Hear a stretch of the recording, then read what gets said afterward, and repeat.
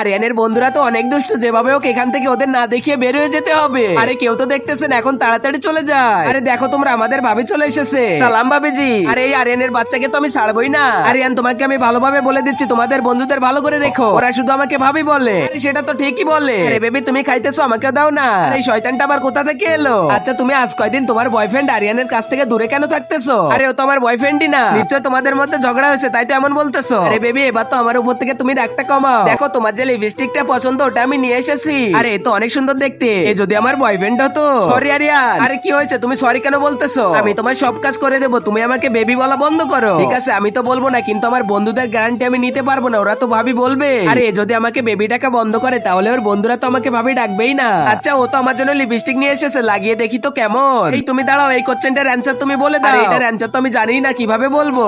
আরে আমি তো চোখে দেখি না, আমি ওখানে কিছুই দেখতে পাচ্ছি না। তারপরে যা হলো। আর আগে মহান আল্লাহকে তুমি ভালোবাসলে লাইক এন্ড সাবস্ক্রাইব করে দাও, আর পার্ট 2 দেখতে চাইলে অবশ্যই কমেন্টে পার্ট 2 লিখো।